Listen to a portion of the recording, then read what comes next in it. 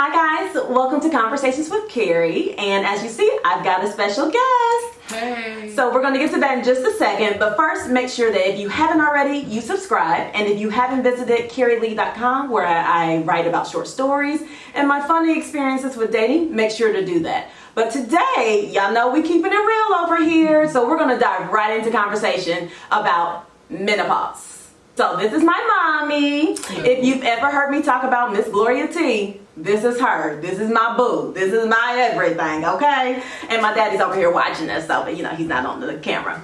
So, you ready? I'm ready. Okay, so we're gonna dive right in. So, first, mommy, tell me about like when you knew you were going through menopause, or how did you know? What was that like? You know, I was sitting in the hallway and getting my husband, and because I was feeling really panicked. So you maybe like... And I didn't know my heart was beating fast, so I didn't know whether it was my heart was something going in my heart or something, but that's how I started always on Palm Sunday, 2003.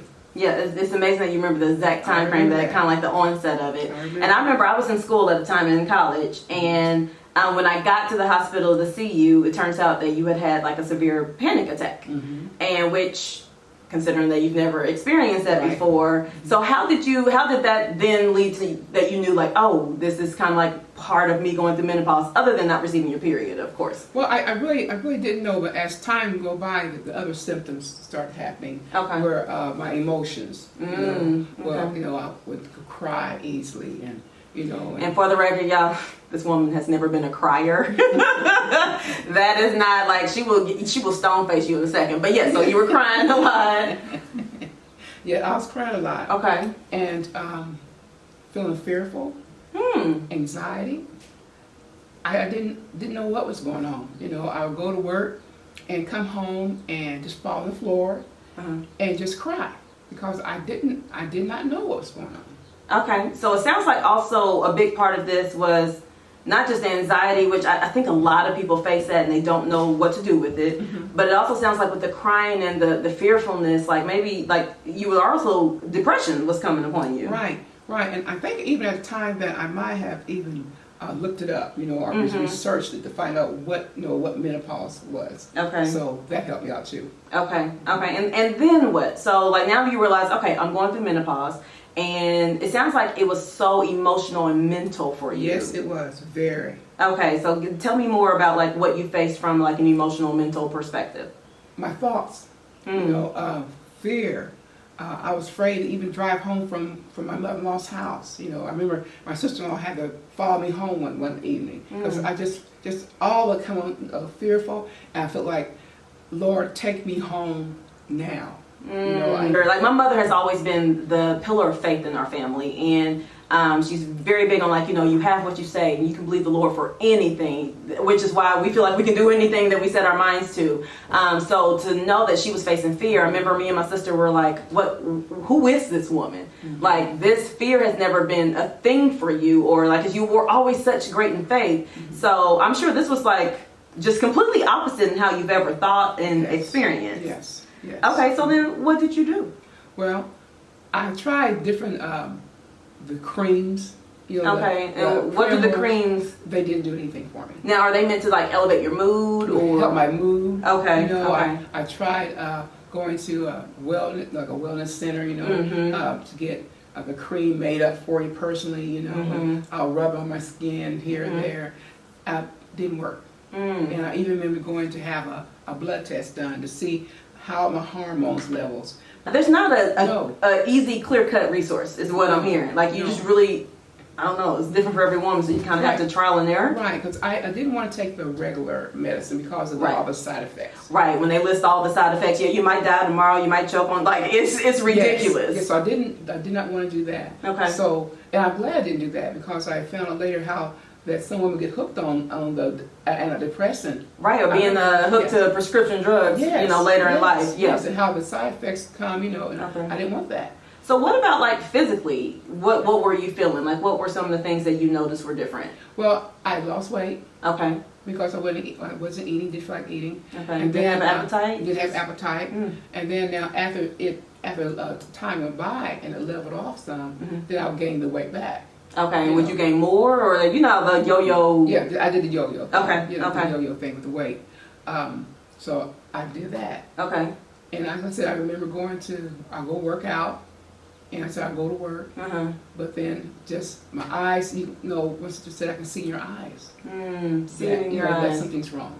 Yeah. Okay. So you realize that your weight's yo-yoing, like you're from a mental capacity. It sounds like you're all over the place. And I think in the Black community, I know in the Black community, like mental health is not really discussed. I feel like recently it is. It's been like, like self-love and self-awareness is a big thing. But at that time, that didn't exist. No. So what did you know anything about, like, from your I know your mom wasn't in your life, but like No. Anybody before you? No, I tried calling my aunt, and she didn't know anything about it.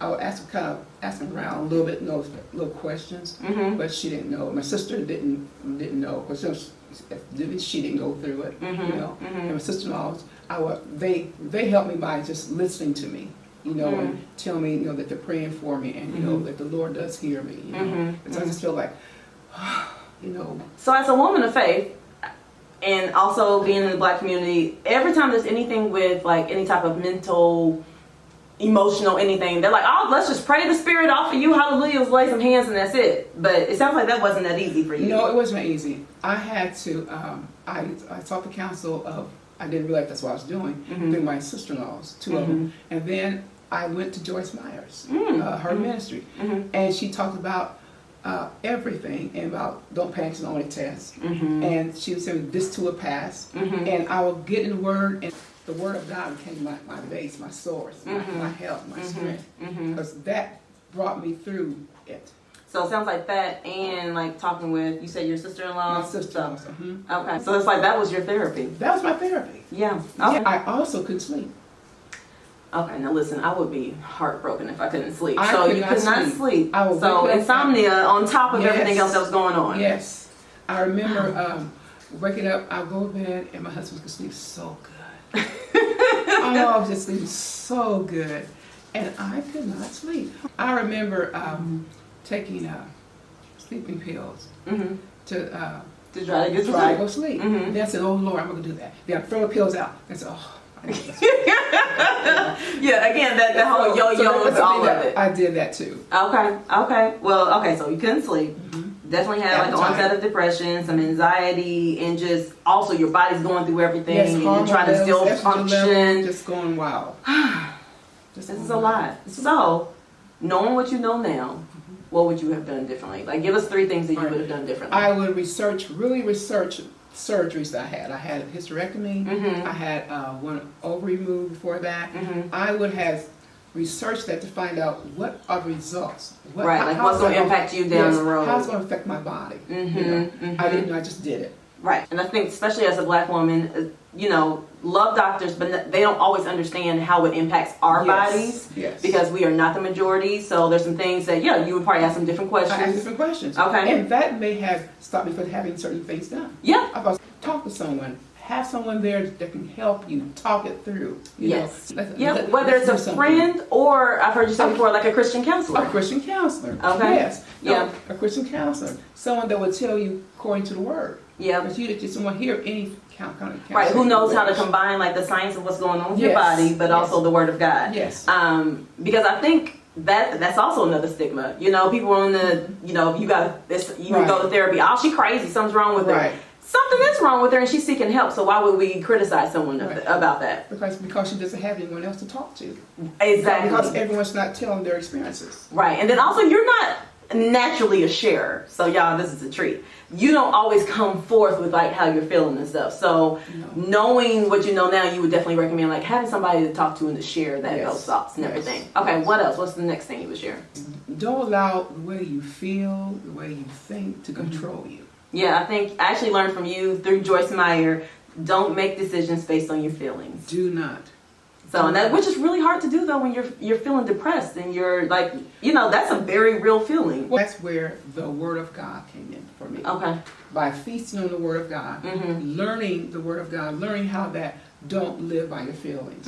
Don't say everything that comes to your mind. Because when you're going through things, you want to say how you feel. You want to say negative things. But through the Word of God and through this situation, menopause, I'm learning not to say everything I feel. Yeah, because you're giving it life, and when you sometimes voice it, like, yeah, right, right. Okay. Now, what about for the family members of that woman, that auntie, that cousin, whoever's going through menopause? What advice would you give us in helping, Show compassion. show compassion? Show compassion. Show some love. Show some initiative for us. Let's do something. I know you're going through this. Let's talk about it. Or let's take a little short trip. So activity, a listening ear. Yes. Yeah. And Now, much love. what about, because I was thinking about this afterwards, and I was like, I remember wanting to suggest to you, like, hey, mommy, maybe you should talk to somebody, because I didn't know you were talking to aunties and stuff at the same time. But would you have been able to receive from me, like, hey, why don't you go see a counselor or something? No. Okay.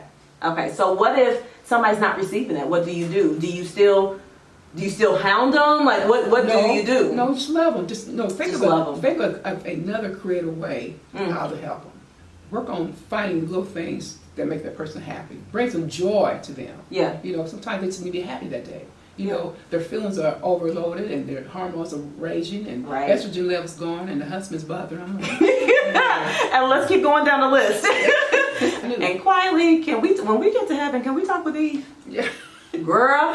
I'm telling you. Okay. I'm telling you. Okay. I love her, but wait a minute. Right. I'm going to say this in sisterly love. Yes.